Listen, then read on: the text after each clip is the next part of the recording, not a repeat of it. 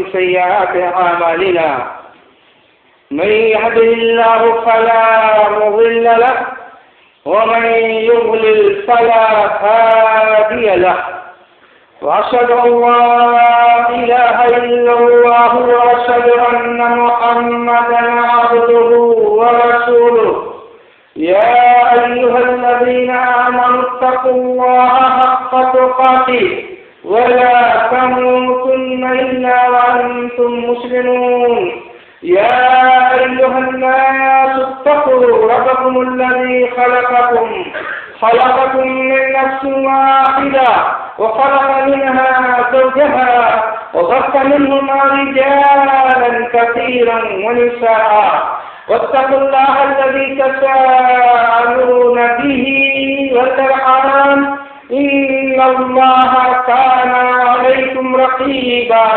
يا أيها الذين آمنوا اتقوا الله وقولوا قولا سديدا يصلح لكم أعمالكم ويغفر لكم ذنوبكم ومن يطع الله ورسوله فقد فاز فوزا عظيما أما بعد فإن خير الحديث كتاب الله وخير الهدي هدي محمد صلى الله عليه وسلم وشر الأمور محدثاتها وكل محدثة بدعة وكل بدعة ضلالة وكل ضلالة في النار.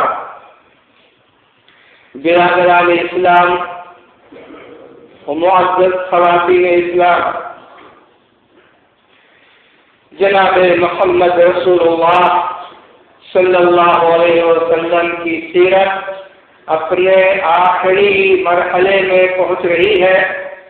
اس سے پہلے آپ کو یہ باتیں معلوم ہوئی کہ جناب محمد رسول اللہ صلی اللہ علیہ وسلم نے اپنا حج ادا کیا جو ارکان اسلام کا آخری رکن ہے. اس سے پہلے جتنے بھی ارکان تھے ان تمام کی وضاحت اللہ کے رسول صلی اللہ علیہ وسلم نے فرمائی تھی. حج آپ نے ابھی تک نہیں کیا تھا. اس زندگی کے آخری مرحلے میں آپ نے حج کیا اور لوگوں کو بتا دیا کہ حج کرنے کا صحیح ڈھنگ اور طریقہ کیا ہے.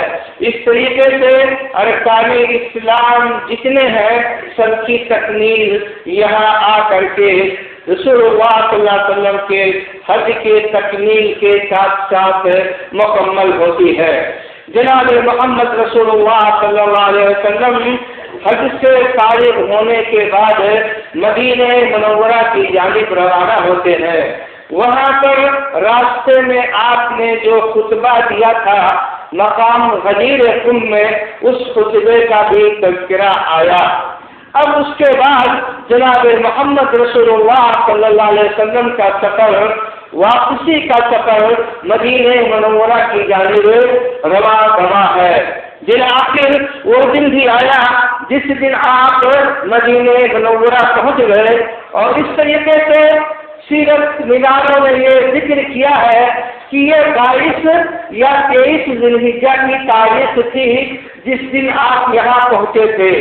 جس بھی طرف نکلے تھے مدینہ منورہ سے حج کرنے کے لیے وہ ذی القعدہ کی 25 یا 24 تاریخ تھی اور پہنچنے کی تاریخ 22 یا 23 تاریخ تھی.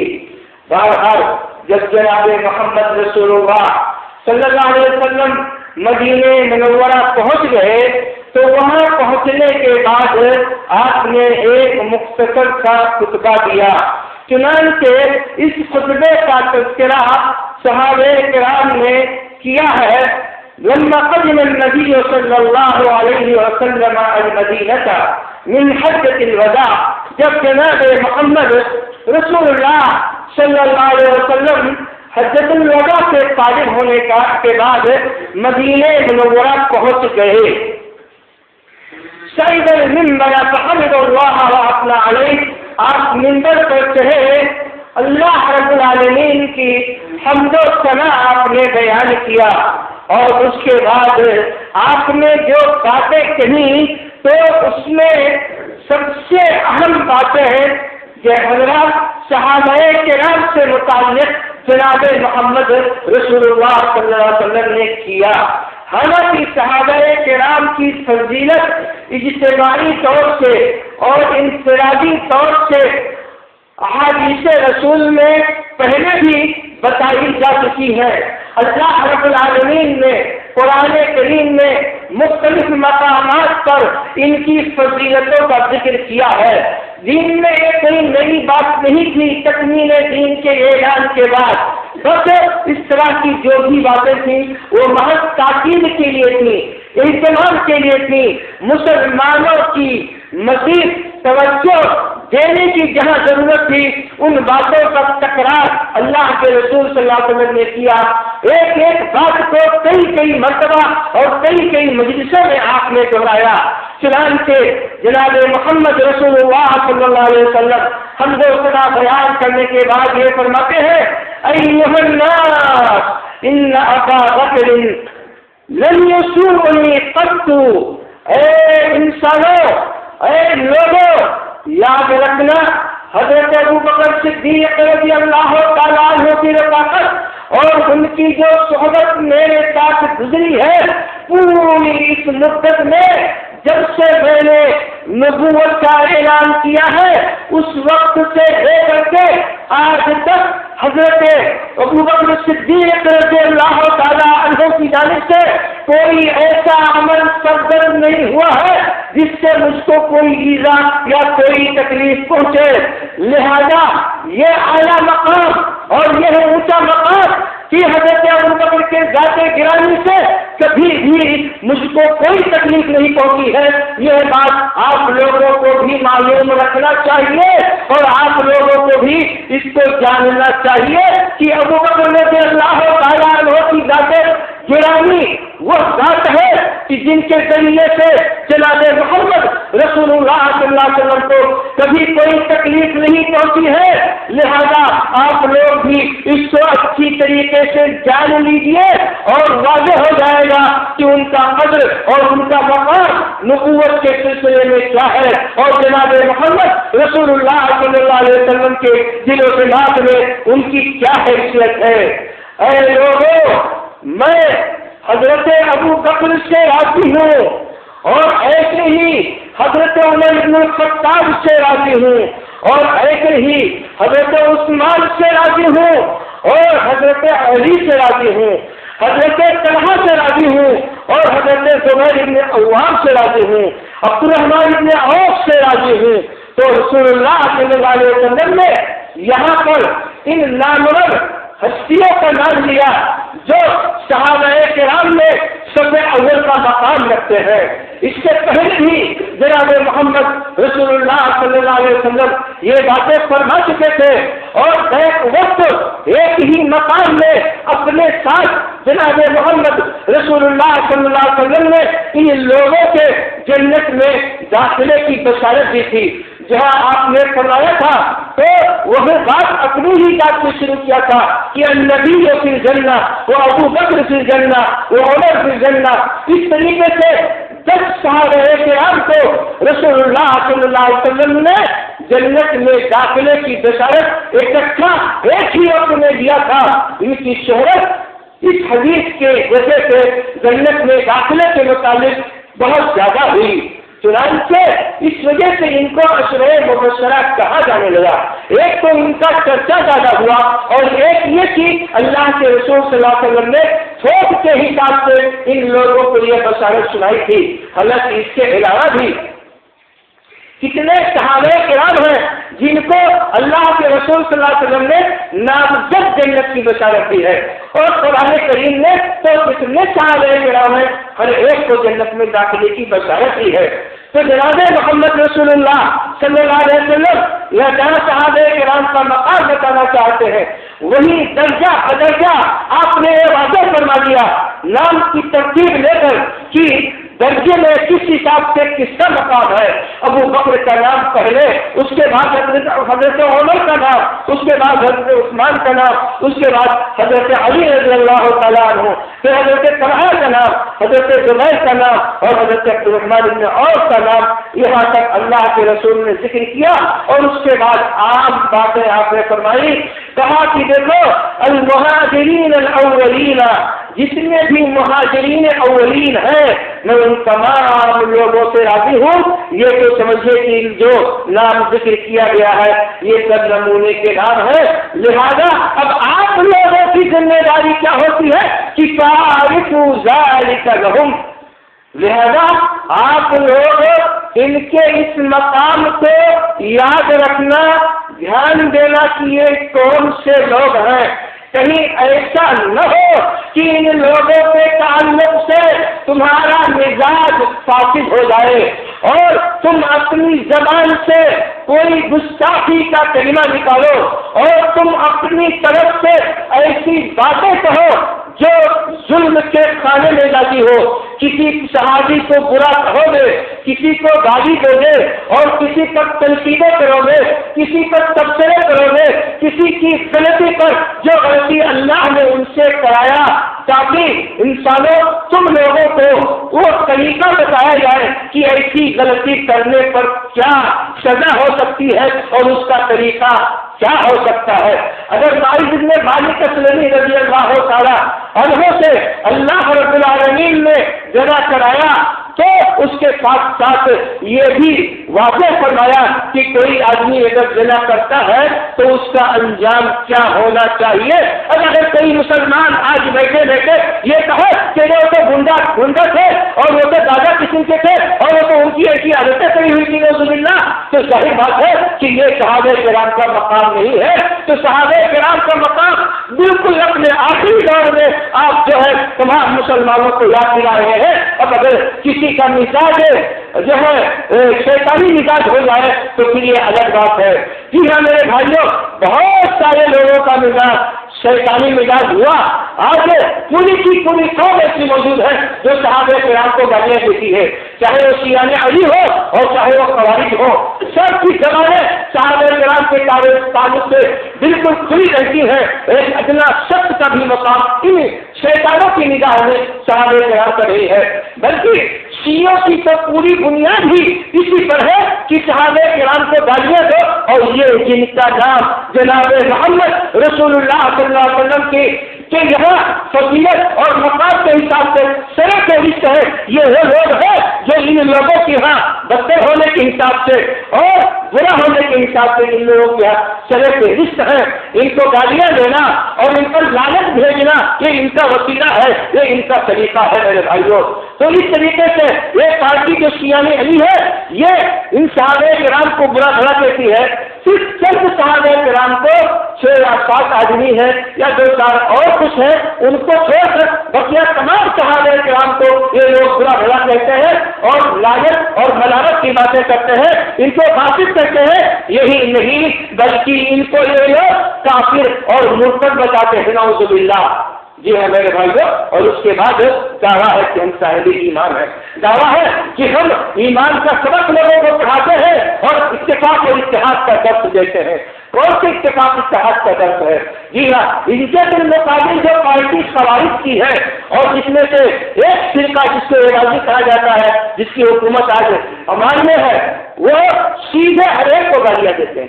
تو اس طریقے سے میرے بھائیوں اس روئے زمین پر ایسے لوگ آج بھی موجود ہیں جن کو صحابہ کرام کا مقام نہیں معلوم یا معلوم ہے، لیکن وہ ان کے مقام کو سمجھنے کی کوشش نہیں کرتے اور انہی کے نقش قدم پر بہت سارے ایسے لوگ بھی چلتے ہیں جو اپنے آپ کو مفکر سمجھتے ہیں، جو اپنے دماغ کو سب سے اعلیٰ سمجھتے ہیں، جو اپنی باتوں کو سب سے معیاری سمجھتے ہیں. اہل سنت والجماعت میں بھی ایسے لوگ آج موجود ہیں جو صحابہ کرام کے تعلق سے بدگمانیاں رکھتے ہیں، اچھی رائے نہیں رکھتے ہیں، اور کچھ لوگوں کو تو نامزد برا بھلا کہتے ہیں۔ جی ہاں میرے بھائیوں، اللہ رب العالمین نے تمام صحابہ کرام کو عادل گردانا ہے۔ اللہ رب العالمین نے تمام صحابہ کرام کو جنت کی بشارت دی ہے۔ رب العالمین فرماتے ہیں یوم لا یخزی اللہ النبی والذین آمنوا معه نورهم یسعی بین ایدیہم۔ وہ لوگ، وہ اللہ رب العالمین اس دن اپنے نبی کو رسوا نہیں ہونے دے گا، اور وہ لوگ جو نبی کے ساتھ پر ایمان لائے تو اللہ رب العالمین ایسے لوگوں کو بھی رسوا نہیں ہونے دے گا۔ نبی اور وہ لوگ جو آپ کے ہاتھ پر ایمان لائے وہ صحابہ کرام، اللہ رب العالمین نے یہاں نبی کے ساتھ ان کا حق بتا دیا کہ جو نبی کے ساتھ ہوگا وہ ان کے ساتھ ہوگا۔ اللہ کے نبی صلی اللہ علیہ وسلم کو اللہ رب العالمین رسوا نہیں کرے گا، تو کیا صحابہ کرام کو؟ جی ہاں، ان کو بھی رسوا نہیں کرے گا۔ اور سب سے بڑی رسوائی تو یہ ہے کہ کسی کو جہنم میں ڈال دیا جائے۔ تو اللہ رب العالمین فرماتا ہے کہ اس دن سے ان لوگوں کو اللہ رب العالمین وہ روشنی عطا فرمائے گا جس روشنی کے ذریعے سے وہاں یہ تاریکیوں میں آرام سے نکل جائیں گے۔ وہ تاریک مقام جو کائنات کی سب سے تاریک ترین مقام ہوگا، جی ہاں پولیس رات، وہاں ان کے پاس اللہ وہ روشنی عطا کرے گا کہ بالکل دیکھتے ہوئے سناسن یہ لوگ وہاں سے گزر جائیں گے۔ یوم لا یخزی اللہ النبی والذین آمنوا معه نورهم یسعی بین ایدیہم، روشنی آگے آگے دوڑے گی۔ جی ہاں میرے بھائیوں، یہ مقام اللہ رب العالمین نے صحابہ کرام کو دیا ہے۔ نہیں سنا کہ فإن آمنوا بمثل ما انتم علیہ، کہ اگر ساری دنیا کے لوگ اس طریقے کا ایمان لے آئے جس طریقے کا ایمان آپ لوگ لائے ہو، جن کو صحابہ کرام کہا جاتا ہے، تب سے یہ سمجھو کہ وہ لوگ صاحب ایمان ہے۔ اگر ان کی طرح وہ لوگ ایمان نہیں لائے اور ان کی تمہاری طرح ان کا مزاج نہیں بنا، سب کا آپ کا مزاج دین کے سمجھنے کا مزاج، تو یہ سمجھ لو کہ وہ صاحب ایمان نہیں ہے۔ جناب محمد رسول اللہ صلی اللہ علیہ وسلم سے صحابہ کرام کو اللہ رب العالمین اپنے ایمان کے پہچاننے کے لیے مسلمانوں ہم کو اور تم کو ہدایت دیتا ہے کہ وہ معیار ہے، ہم نے ان کو معیار بنایا ہے۔ جا کر ان کی زندگی کو دیکھو، ان کے ایمان کو دیکھو، ان کی نمازوں کو دیکھو، ان کے روزوں کو دیکھو، ان کے اخلاق کو دیکھو، ان کے معاملات کو دیکھو، ویسا کرو گے تب تو سمجھو کہ تمہارا ایمان برابر ہے۔ اگر ان سے ہٹے تو تمہارا ایمان سمجھو برابر ہی نہیں ہے۔ یہ وہ مقام ہے جو اللہ رب العالمین نے صحابہ کرام کو پہلے ہی دیا ہے۔ سورہ بقرہ کی آیت میں میرے بھائیوں جناب محمد رسول اللہ صلی اللہ علیہ وسلم فرماتے ہیں کہ ہر نبی کے کچھ ساتھی ہوتے ہیں، ان کے حواری ہوتے ہیں۔ اللہ رب العالمین نے جناب محمد رسول اللہ صلی اللہ علیہ وسلم کو بھی ساتھی دیا۔ یہ جو ساتھی ہوتے ہیں انبیاء اور رسول کے، دراصل یہی انبیاء اور رسول کے باتوں کو سمجھنے والے ہوتے ہیں، اور حقیقت میں یہی لوگ ان کے کہنے کے مطابق عمل کرنے والے ہوتے ہیں، ان کی اتباع کرنے والے، ان کی اقتداء کرنے والے اور ان کے نقش راہ پر چلنے والے، نقش قدم پر چلنے والے حوالی ہی ہوتے ہیں، انبیاء کے صحابی ہی ہوتے ہیں۔ لہذا معلوم یہ ہوا کہ جناب محمد رسول اللہ صلی اللہ علیہ وسلم کے جو صحابہ کرام ہیں، جناب محمد رسول اللہ صلی اللہ علیہ وسلم کی شہادت ان کے تعلق سے یہ ہے کہ وہی ہماری باتوں کو سب سے اچھے طریقے سے سمجھنے والے ہیں، اور وہی ہمارے طور طریقے پر سب سے اچھی طریقے سے چلنے والے بھی ہیں، وہی سمجھنے والے بھی ہیں، وہی جاننے والے بھی ہیں، اور وہی اس پر عمل کرنے والے بھی ہوتے ہیں۔ یہ وہ ہے صحابہ کرام جن کا یہ مقام اللہ رب العالمین نے اور جناب محمد رسول اللہ صلی اللہ علیہ وسلم نے دیا ہے، اور آپ نے واضح الفاظ میں، واضح لفظوں میں بتا دیا ہے کہ لا تسبوا احدا من اصحابی، میرے صحابہ کرام میں سے کسی کو بھی برا نہیں کہنا، چاہے ان سے دنیا میں بڑے بڑے گناہ ہو گئے ہو جن سے ان پر جس کی وجہ سے ان کے اوپر حد لگایا گیا ہو، جی ہاں میرے بھائیوں، ایک عام کلمہ ہے، میرے صحابہ کرام میں سے کسی کو بھی برا بھلا نہیں کہنا۔ یہ لفظ اور یہ جملہ ہر صحابی کو، چاہے وہ ادنا سے ادنا ہو، چاہے وہ اعلیٰ سے اعلیٰ ہو، ہر ایک کے اوپر ثابت ہوتا ہے میرے بھائیوں۔ اللہ رب العالمین نے صحابہ کرام میں ہر ایک کے مقام کو بھی واضح فرمایا ہے۔ جو پہلے ایمان لانے والے لوگ ہیں، جنہوں نے پہلے دین کی خاطر دکھ سہے، ظلم اور زیادتیاں سہی، یقیناً فتح مکہ سے پہلے یہ دکھ کا زمانہ تھا۔ اللہ رب العالمین نے فتح مکہ سے پہلے ایمان لانے والوں کے مقام کو بعد میں ایمان لانے والوں کے بالمقابل اور اونچا قرار دیا ہے، لیکن اس کے ساتھ ساتھ اللہ رب العالمین نے یہ بھی فرمایا ہے کہ وَكُلًّا وَعَدَ اللَّهُ الْحُسْنَى، ہر صحابی سے اللہ رب العالمین نے حسنہ کا وعدہ کیا ہے۔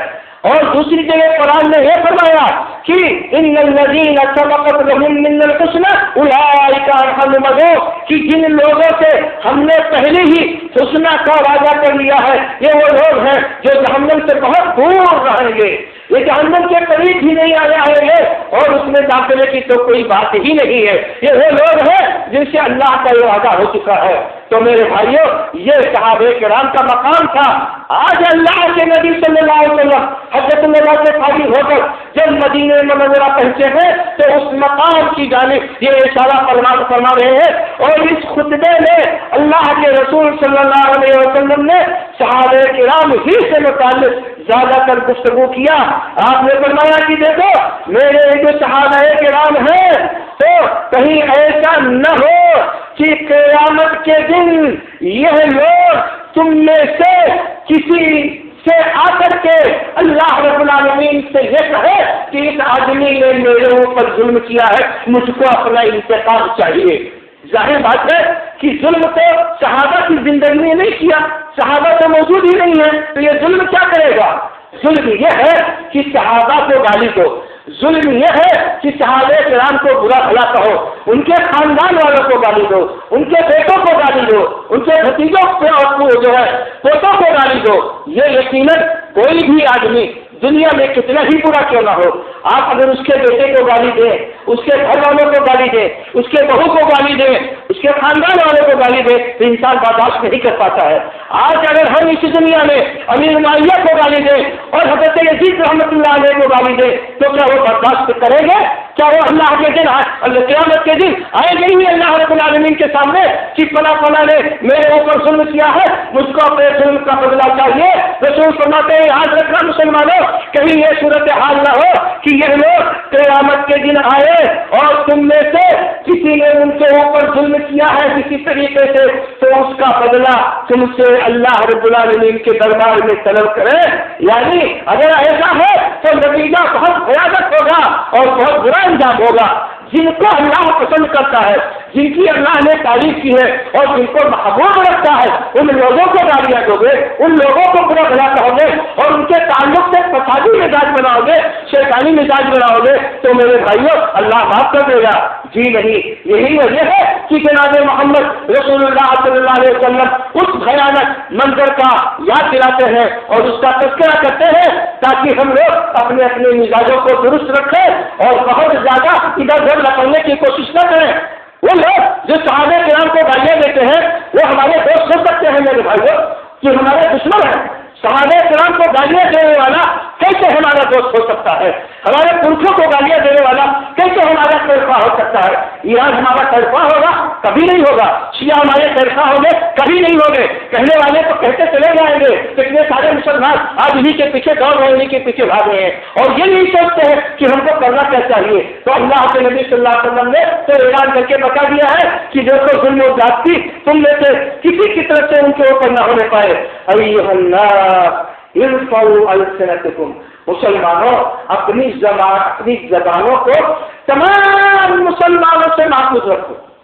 صرف صحابہ کرام کی بات نہیں، ایک عام بات اس کے بعد رسول نے فرمایا، صحابہ کرام کی بات تو خصوصی بات ہے، کسی بھی مسلمان کو اپنی زبان سے نقصان نہ پہنچاؤ، اپنی زبان کو اس سے اٹھا لو، یعنی اپنی زبان کو روک لو، کسی بھی مسلمان کو برا بھلا نہ کہو۔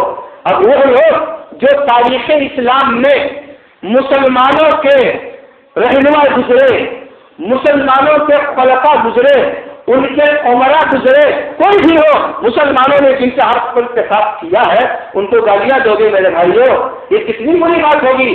جن کی باتوں کو سننے اور ان کی اطاعت اور فرما برداری کرنے کا حکم اللہ رب العالمین نے قرآن کریم میں اپنے اور اپنے نبی کے ساتھ ذکر کیا ہے۔ یا ایھا الذین آمنوا اطیعوا اللہ واطیعوا الرسول واولی الامر منکم، یہ اولی الامر منکم یہی عمرا ہے، یہی خلفاء ہے جو اسلامی تاریخ میں انہوں نے اپنا اپنا کردار ادا کیا ہے دین کی خدمت کرنے کے لیے میرے بھائیوں۔ جی ہاں، تو اللہ رب العالمین کہتا ہے کہ میری سنو، میرے نبی کی سنو، اور ان عمرا اور حکام کی سنو جو تمہارے ذمہ دار بنا دیے گئے ہیں۔ تو آج ہم یہاں بیٹھ کر کے قلم اٹھائے اور ان کے خلاف جو ہے اپنا جو ہے کاغذ سیاہ کرے اور ساتھ ساتھ اپنا دل بھی سیاہ کر لیں۔ میرے بھائیوں، یہ کتنی بڑی بدتمیزی کی بات ہے اور کتنی بڑی شرارت کی بات ہے اور یہ کتنی بڑی گستاخی ہے صحابہ کرام کے تعلق سے یا مسلمانوں کے جو بھی عمرا اور خلفاء گزرے ہیں ان کے تعلق سے۔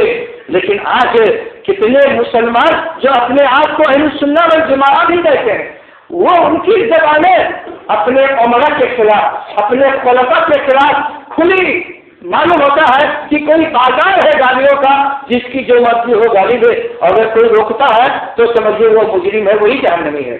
تو یہ مزاج کا جو فساد ہے، مزاج کا فساد کیا ہے؟ یہ اللہ رب العالمین کی جانب سے لعنت ہے، دلوں کو لعنت دیا ہے اللہ رب العالمین، سمجھنے کی توفیق نہیں ہوتی ہے ایسے لوگوں کو۔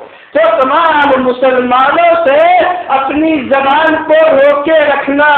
جی ہاں، اور اگر کسی کی وفات ہو جائے تو ان کے بارے میں قطعاً کوئی بری بات نہیں کہنا۔ کسی کی وفات ہو جائے، خواہ اس نے کتنا ہی جرم کیوں نہ کیا ہو، ان کے بارے میں قطعاً کوئی برائی کی بات نہیں کرنا، خیر ہی کی خیر ان کی یاد کرنا، بس برائیوں کو نہیں یاد کرنا۔ میرے بھائیوں، ابو جہل کی وفات پر کچھ صحابہ کرام نے گالی دیا اس کو وفات ہو جانے کے بعد۔ آپ نے کہا لا تسبوا امواتنا فتؤذوا احیاءنا، زندہ لوگوں، وہ مردہ لوگوں کو گالی دے کر کے زندہ لوگوں کو تکلیف نہ پہنچاؤ۔ ابو جہل کتنا بڑا دین کا دشمن، اس کے گالی دینے پر نبی نے اس طریقے سے بات کہی ہے، تو کس کو یہ اتھارٹی ملتی ہے میرے بھائیوں کہ ان خلفاء کو گالیاں دے یا یزید کو گالیاں دے اور ان کو برا بھلا کہے؟ فرض کر لیجیے اگر غلطی نہیں کیا اس نے تو، اور حقیقت یہ ہے اگر تھوڑے دن سے آپ تاریخ کا مطالعہ کریں گے انشاءاللہ حقیقت واضح ہو جائے گی۔ تو اللہ کے رسول صلی اللہ علیہ وسلم کیا فرماتے ہیں؟ جو لوگ وفات پا چکے ہیں تو ان مسلمانوں کے بارے میں اپنی زبان کو جب کھولو تو خیر پر کھولنا، شر پر نہ کھولنا، ان کی برائیوں کو نہ یاد کرو۔ یہ وہ خطبہ ہے جو جناب نبی محترم صلی اللہ علیہ وسلم نے حجۃ الوداع سے واپسی کے بعد مدینہ منورہ میں ایک خصوصی خطبہ دیا تھا۔ جی ہاں میرے بھائیوں، اب سمجھیے کہ ذی الحجہ کا مہینہ چند دن باقی تھا، ختم ہوا۔ اب محرم الحرام سن 11 ہجری کا مہینہ اور کا سال شروع ہوتا ہے۔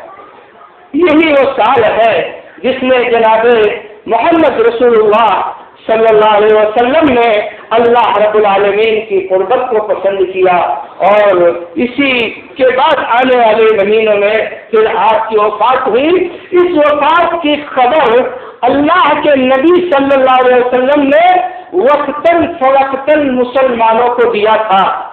غزوہ احد کے موقع پر جب یہ خبر گردش کرنے لگی اور یہ افواہ پھیل گئی کہ جناب محمد رسول اللہ صلی اللہ علیہ وسلم شہید کر دیے گئے، بہت سارے مسلمانوں کے ہاتھ تلوار پر ڈھیلے پڑ گئے اور کہا اب جب رسول ہی نہیں تو اب کیا کرنا ہے۔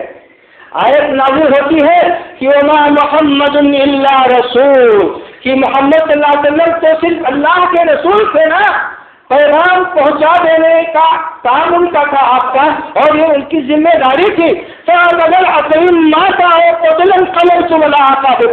اگر اللہ کے رسول صلی اللہ علیہ وسلم کی وفات ہو جائے یا آپ شہید ہو جائے تو کیا تم لوگ اپنا کاروبار دین کا چھوڑ دو گے؟ پھر پیچھے بدل جاؤ گے؟ کیوں ہاتھ روک لیا؟ کیوں یہ دماغ میں بات آئی کہ نبی نہیں، ارے نبی نہیں ہے تو کیا اللہ بھی نہیں ہے؟ پیغام تو اللہ کا تھا، نبی تو محض پہنچانے والے تھے۔ تو یہاں اللہ رب العالمین نے پہلی نصیحت مسلمانوں کو کیا تھا کہ اگر رسول اللہ صلی اللہ علیہ وسلم کی وفات ہو جائے تو تم لوگوں کو اپنی ذمہ داری کا احساس رکھنا چاہیے کہ تم لوگوں کو کیا کرنا ہے۔ کیا معلوم ہوا؟ معلوم یہ ہوا کہ نبی صلی اللہ علیہ وسلم ہمیشہ تو نہیں رہنے والے ہیں، آخر نبی صلی اللہ علیہ وسلم کی اوقات ہے تو ہونے والی ہے۔ انک میت وانہم میتون، جناب محمد رسول اللہ صلی اللہ علیہ وسلم آپ کی بھی وفات ہونے والی ہے اور انسانیت کی وفات ہونے والی ہے، یہاں رہنے والا کون ہے؟ تو اس آیت میں تو بالکل کلیئر کر دیا اللہ رب العالمین نے کہ انک میت وانہم میتون، کہ سب کی وفات ہونے والی ہے، کسی کو اس دنیا میں نہیں رہنا ہے، جو بھی دنیا میں آیا ہے اس کو جانا ہے، چاہے ایک عام آدمی ہو چاہے ہمارے محبوب اور برگزیدہ انبیاء و رسول ہو، ہر ایک کو جانا ہے۔ اس سے پہلے جتنے انبیاء رسول آئے سب نے، تو آپ کی بھی اوقات ہوگی اور سارے انسانوں کی بھی اوقات ہوگی، کسی کو بچنا نہیں ہے۔ وفات کا یہ تذکرہ جناب محمد رسول اللہ صلی اللہ علیہ وسلم کا اللہ رب العالمین نے قرآن کریم میں کیا، اور ایسے ہی اللہ کے رسول صلی اللہ علیہ وسلم نے بھی اس کا تذکرہ مختلف اوقات میں کیا ہے۔ اور جب یہ آپ کا آخری دور آیا جس میں آپ نے حج کیا، اس کے بعد بار بار آپ نے اس کا ذکر کیا ہے۔ چنانچہ جب آیت نازل ہوتی ہے عرفات میں الیوم اکملت لکم دینکم واتممت علیکم نعمتی ورضیت لکم الاسلام دینا، جس میں یہ وضاحت کی گئی کہ نبی کا لایا ہوا پیغام اب اپنے انتہا پر پہنچ چکا ہے۔ ظاہر بات ہے وہ صحابہ کرام جو ہوش و حواس رکھتے تھے، جو تفکر اور تدبر کا پورا ملکہ رکھتے تھے، آیت نازل ہوتی ہے کتنے لوگ خوشی کے مارے اچھلتے ہیں کہ ہمارا دین مکمل ہو گیا۔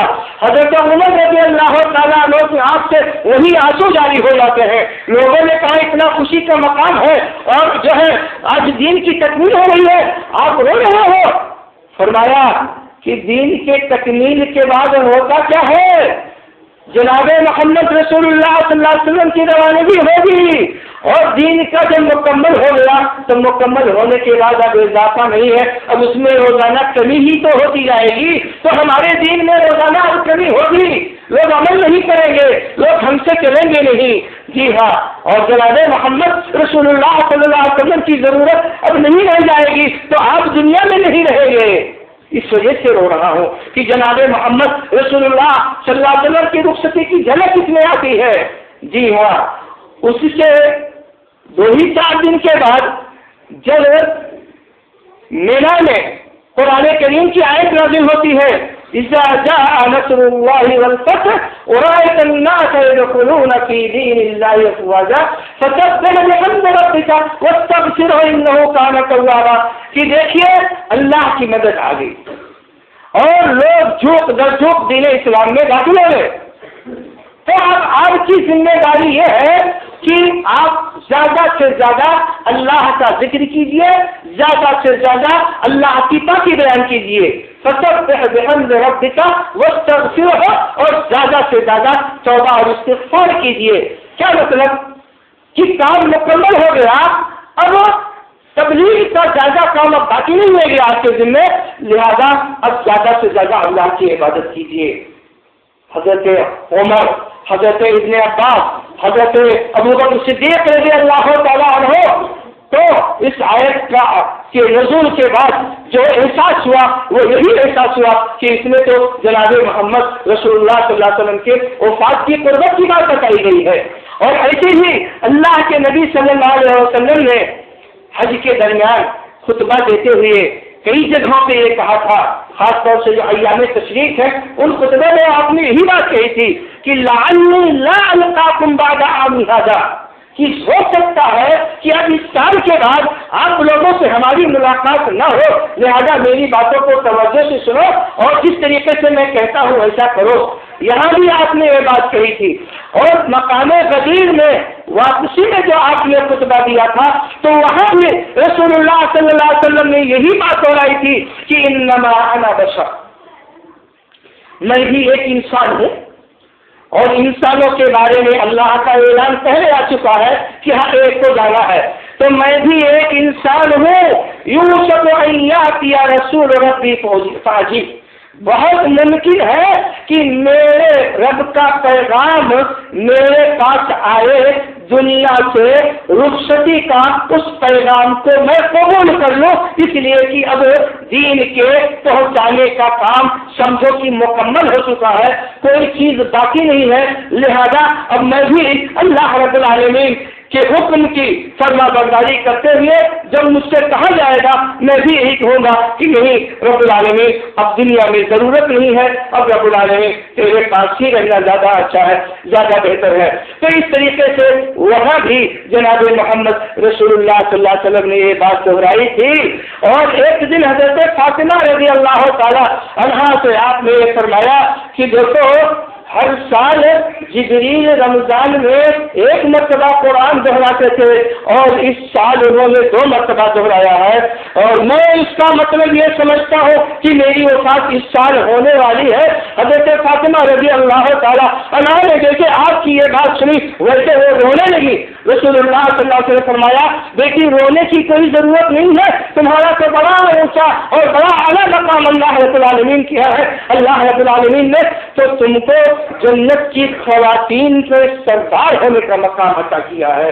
اور ایک بات آپ نے یہ بھی فرمائی کہ بیٹی غم نہ کرو، اپنے خاندان میں تمہاری ملاقات سب سے پہلے تمہیں سے ہوگی، یعنی سب سے پہلے وفات پانے والے اپنے خاندان میں تمہیں ہوگی۔ جناب محمد رسول اللہ صلی اللہ علیہ وسلم کی وفات کے 6 ماہ کے بعد حضرت فاطمہ رضی اللہ تعالیٰ عنہ کی بھی وفات ہو گئی۔ تو یہ تمام تو باتیں اس وقت جو رسول کی آئی تو آپ کے اپنے وفات کے تعلق سے آئی، یہ وفات کی باتیں بار بار آپ دہرا رہے تھے تاکہ مسلمانوں کا جو مزاج ہے نبی سے الفت اور نبی کے نام پر کٹ مرنے کا، تو ان کو بہت بڑا دھچکا لگے گا جس دن نبی محترم صلی اللہ علیہ وسلم کی وفات ہوگی۔ لہذا آج ہی سے اس بات کو سوچنا چاہیے کہ بہت بڑا غم اور بہت بڑے جو ہے دکھ کا وقت ایک دن آئے گا جس دن رسول کی وفات ہوگی، اور وہ قریب ہی ہے۔ لہذا ہر ایک کو ذرا محتاط رہنا چاہیے، اس کے بعد کیا کرنا چاہیے، کیا ہونا چاہیے، ذرا اس پر توجہ دینے کی ضرورت ہے۔ بالآخر اب آہستہ آہستہ جناب محمد رسول اللہ صلی اللہ علیہ وسلم کے زندگی کا وہ دور بھی آتا ہے۔ محرم کا مہینہ گزرا، سفر کا مہینہ گزرا، سفر کی 29 تاریخ یا ربیع الاول کی پہلی تاریخوں میں آپ کی طبیعت خراب ہوتی ہے اور آپ کے بیماری کی ابتدا یہیں سے ہوتی ہے۔ اب اس کے بعد پھر آگے جو کچھ ہوا انشاءاللہ اس کا تذکرہ آئندہ کیا جائے گا۔ اللہ رب العالمین سے دعا ہے کہ اللہ رب العالمین ہم تمام مسلمانوں کو اپنے جذبات پر قابو رکھنے کی توفیق عطا فرمائے، اور چیزوں کو سوچنے اور سمجھنے کی توفیق عطا فرمائے، اور بلا وجہ سنی سنائی باتوں کو اپنے آپ کو قیامت کے دن مصیبت کے لیے نہیں تیار کرنا چاہیے۔ اللہ رب العالمین ہمارے دل و دماغ کو ایمان کی روشنی سے منور فرما دے۔ رب العالمین جناب محمد رسول اللہ صلی اللہ علیہ وسلم کی ذات گرامی سے حقیقی محبت پیدا کر دے۔ میرے مولا رسول اللہ صلی اللہ علیہ وسلم کی سنت اور آپ کی سیرت کے مطابق عمل کرنے کی اور زندگی گزارنے کی توفیق عطا فرما۔ باری الہ جب تک اس دنیا میں ہم زندہ رہیں، دین اسلام پر زندہ رہیں اور ہمارا خاتمہ ہو تو ایمان پر ہو، آمین یا رب العالمین۔ اقول قولی ھذا واستغفر اللہ لی ولکم ولسائر المسلمین من کل ذنب فاستغفروہ انہ هو الغفور الرحیم۔